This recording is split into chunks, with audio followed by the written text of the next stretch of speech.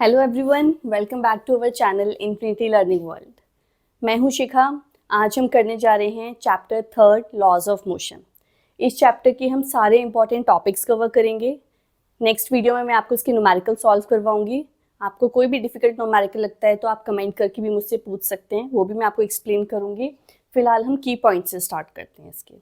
So the first thing is effect of force. Effect of force क्या होता है? जब भी हम किसी बॉडी पे फोर्स अप्लाई करते हैं तो दो चीज़ें होती हैं, या तो उसकी स्टेट चेंज होती है या फिर उसका शेप और साइज चेंज होता है। तो इन दोनों केसेस से हम ये बता सकते हैं कि फोर्स यहाँ पर अप्लाइड हो रही है। कितने टाइप की फोर्सेस होती हैं? पर्टिकुलरली दो टाइप की फोर्सेस होती हैं आपकी, contact forces and non contact forces. Contact forces कौन सी फोर्सेस हैं? जिनमें फिजिकल टच होता है। For example frictional force.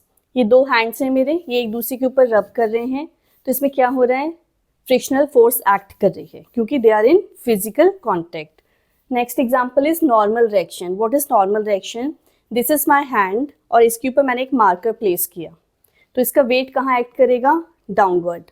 इसका नॉर्मल रिएक्शन कहाँ एक्ट करेगा? Upward.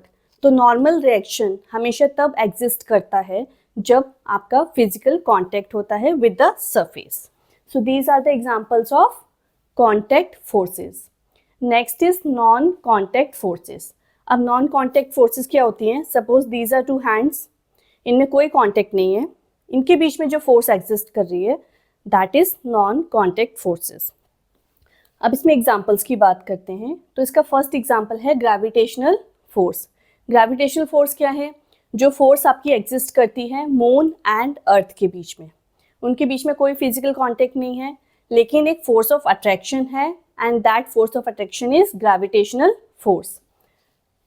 Next is magnetic force. आपने देखा होगा मैग्नेट आपको दूर से अट्रैक्ट करती है। मैग्नेट आयरन को, किसी भी ऐसे सब्सटेंस को जिसमें मैग्नेटिक प्रॉपर्टीज डेवलप होती हैं उसको अट्रैक्ट करती है, तो एक डिस्टेंस से अट्रैक्ट कर लेती है।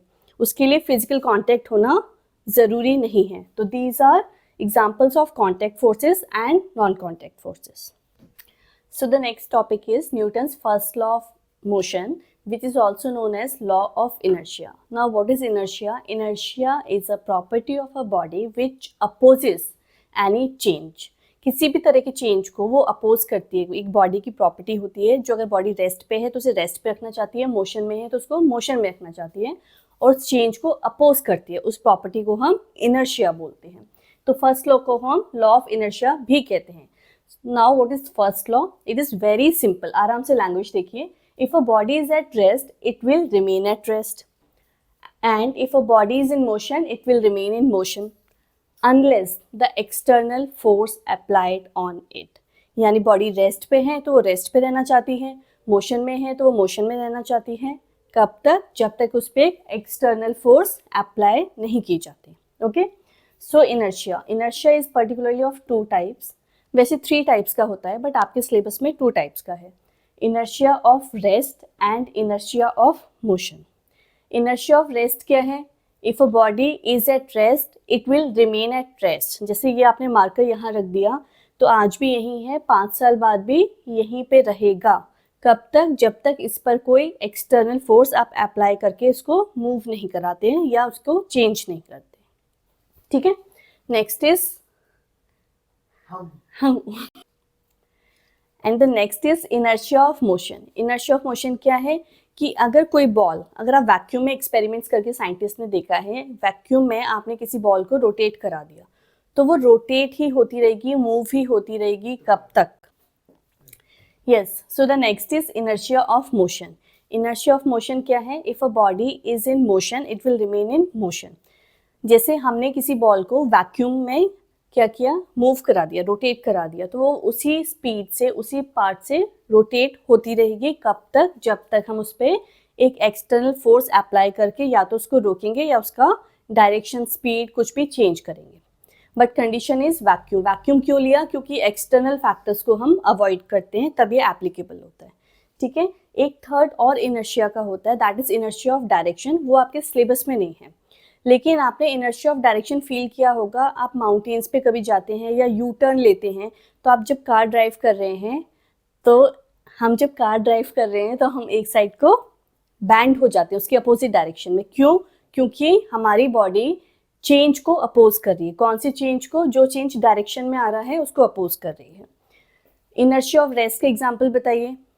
आप अपने घर में देखते हैं, आप डोरमेट या कारपेट को स्टिक से बीट कर रहे हैं, तो क्या होता है, आपने बीट किया, कारपेट पीछे गया, पर जो डस्ट पार्टिकल थे वो वहीं पे हैं, तो आपको अलग से दिखाई देंगे।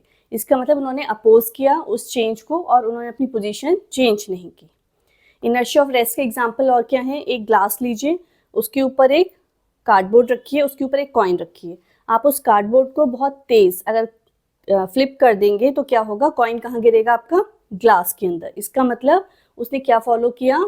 इनर्शिया ऑफ रेस्ट को फॉलो किया, उसने अपनी पोजीशन चेंज करना अपोज किया। ठीक है।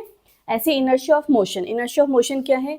अगर बस में पैसेंजर बैठे हुए हैं, मोशन में बस चल रही है, सडनली ब्रेक अप्लाई होते हैं, तो ब्रेक अप्लाई होने पे क्या होता है? आपकी बॉडी क्या होता है? मोशन में थी, लेकिन ब्रेक अप्लाई होने पे उसने मोशन में ही रहना चाहा, तो इसलिए वो आगे को हम बैंड हो जाते हैं। तो ये सारे हमारे एग्जाम्पल्स हैं जो हम डे टू डे लाइफ में देखते हैं। आप अपने आसपास हमेशा फिजिक्स देखते हैं, बस उसको आप नोट करिए और समझिए। फिजिक्स बहुत इजी है, सिर्फ समझने की ज़रूरत होती है हमें। और मैं ऐसी वीडियोस बनाती रहूँगी, and for such videos please like and subscribe my channels, and thank you so much. Have a nice day.